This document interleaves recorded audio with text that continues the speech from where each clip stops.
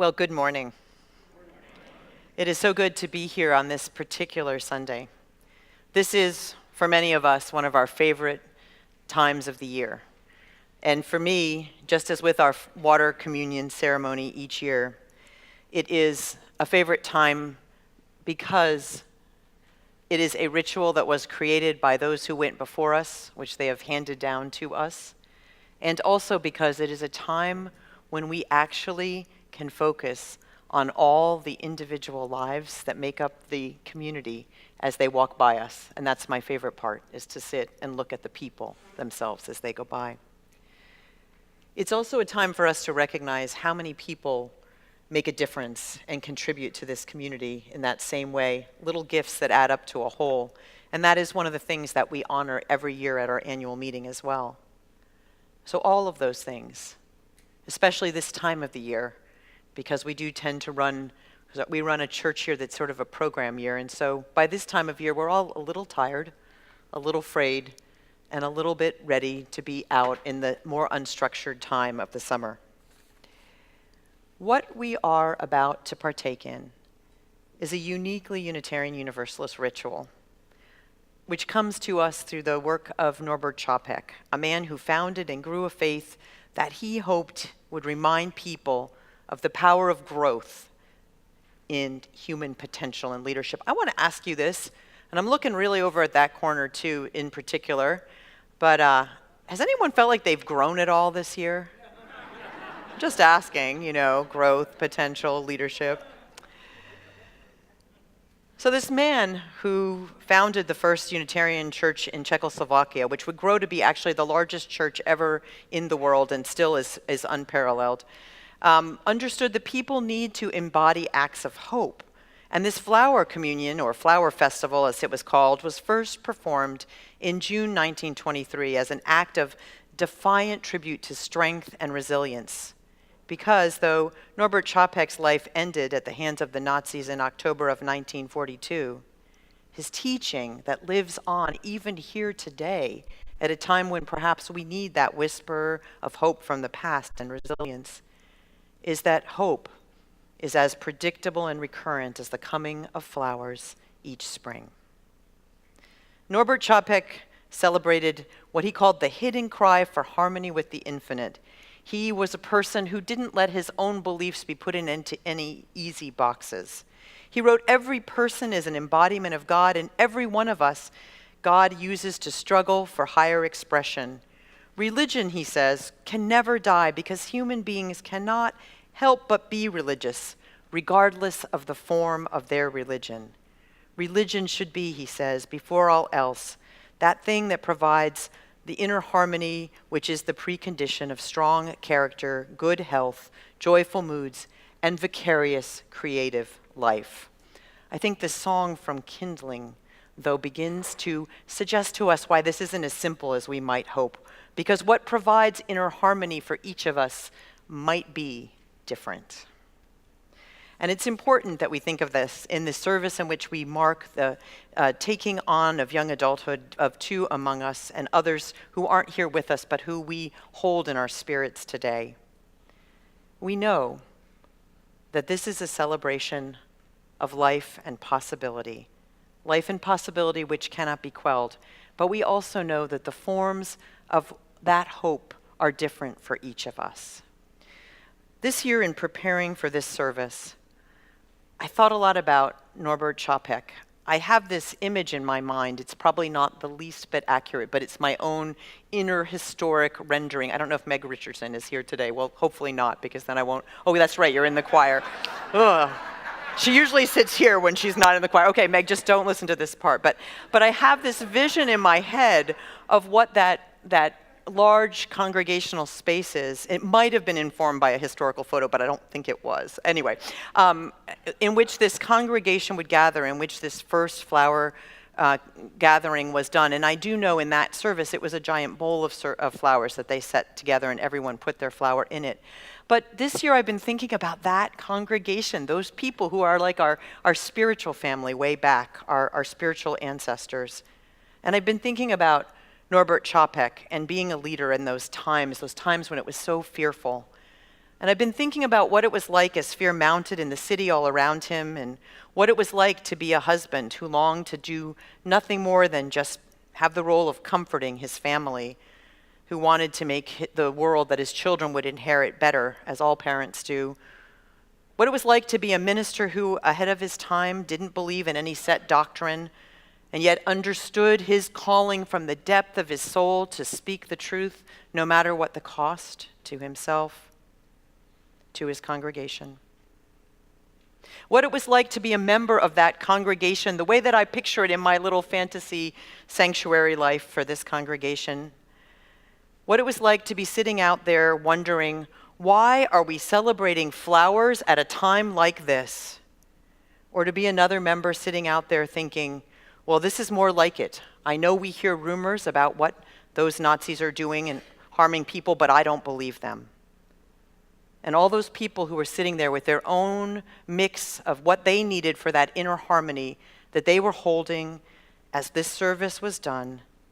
And yet somehow this ritual was able to touch that infinite that he believed in and to become something vast enough and big enough that it was something that we repeated and spread around the world through our tradition, and that we do it here today.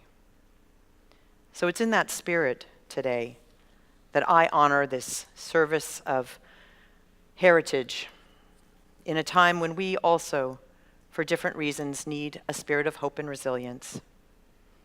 And I offer these words, which I offered in 2016, as a blessing for our flowers today. In a time of fear, this ritual of hope was created. In a time of hate, it affirmed the worth of each individual life. In a time of disconnection, people came together to renew their courage. Through these blossoms, may we be reminded of the beauty in life. In a time of division, this ritual promises to unite us. In a time of disillusion, the persistence of progress calls to us across the ages. In a time of cynicism, may we embrace the commitments of our interdependence. Through these blossoms, may we be reminded of the beauty in life. Through this flower communion, may we be reminded of the ever-renewing promise of life. In this gathered hour, may we know the power of a community of memory and of hope. In the particulars of our todays, may we remember our commitments to the future. Through these blossoms, through these precious people in this sanctuary, may we be reminded of the beauty of life.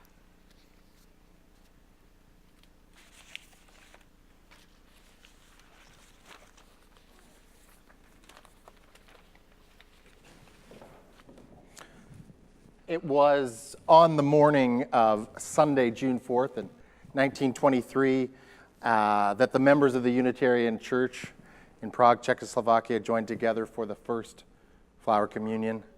Today, as part of our worship together, we recreate and celebrate this ritual. The symbolic spiritual practice was imagined and created as a gesture that reminded its participants of the bonds created when gathered in religious community. The bonds that are strengthened by unique, one-of-a-kind beauty that each individual brings to create the colorful tapestry which is this religious community. Norbert Čapek, the minister of the congregation, turned to the beauty of the Czech countryside for inspiration and eventually the very elements that would make up this new ritual. It was Norbert Čapek's wife, Maya, who introduced the flower communion in North America, first to the Unitarian Church in Cambridge, Massachusetts. It soon spread to many other congregations and has since become an integral part of many of our yearly worship calendars. Well, Maya was in the United States, where she had returned to raise money for refugees. The Nazis invaded Czechoslovakia and eventually arrested Norbert Čapek for his message of freedom and the gospel of the inherent worth and beauty of every human person, stating he was too dangerous to the Reich for him to be allowed to live. He was imprisoned at the concentration camp in Dachau, where he died in 1942. After the war, Maya Chopik stayed in the United States, deeply saddened by her husband's death, and continued her relief work with the United Nations Relief and Rehabilitation Agency. We remember today Maya and Norbert Chopik and celebrate that their message of human hope and decency lives on through this flower celebration. So as you have already done this morning, Dr. Chopik asked the people of the church to bring a flower of their choice from their garden or field or roadside. Those flowers were collected, the uniqueness of each being symbolic of our own beauty and uniqueness as individuals. Not one of us exactly alike, but each making contributions in creating the tapestry of the beloved community of faith here at Mount Diablo Unitarian Universalist Church. Together, the many different flowers form a beautiful bouquet. So by taking a flower home today, we show our willingness and delight in walking together in this church for truth, disregarding all that might divide us. We each take home a flower brought by someone else, which symbolized the shared celebration of community. This ritual of sharing is essential to a free people of a free religion. Now, I know that there are plenty of extra flowers, so that those of you who are visiting today or simply forgot a flower are welcomed and encouraged to participate and take one home. I invite you this morning to approach the flowers, that you do so quietly, reverently, with a sense of how important it is for each of us to address our world and one another with gentleness, justice, and love. Please take a flower different from the one you brought. This ritual is not about finding the perfect flower. As in religious community, we are called to be in covenant in the diversity that is made up by the whole. As you take a flower, note its particular shape and beauty, and be reminded that each of us contributes in our own unique and special way to creating this religious community of memory and of hope. So before Reverend Leslie reminds us of the logistics of participating in this flower ritual, I invite you to join with me in the spirit of meditation and prayer while I use the words of Dr. Reverend Norbert Chopik, first used in 1923, to consecrate the flowers on our altar this morning. Dr. Norbert Chopik wrote, "Infinite Spirit of life, we ask thy blessing on these, thy messengers of fellowship and love. May they remind us, amid diversities of knowledge and of gifts, to be one in desire and affection and devotion to thy holy will. May they also remind us of the value of comradeship, of doing and sharing alike. May we cherish friendship as one of thy most precious gifts. May we not let awareness of another's talents discourage us or sully our relationship, but may we realize that whatever we can do, great or small, the efforts of all of us are needed to do thy work in this world. May it be so." Thank you. Thank you, Reverend Neil.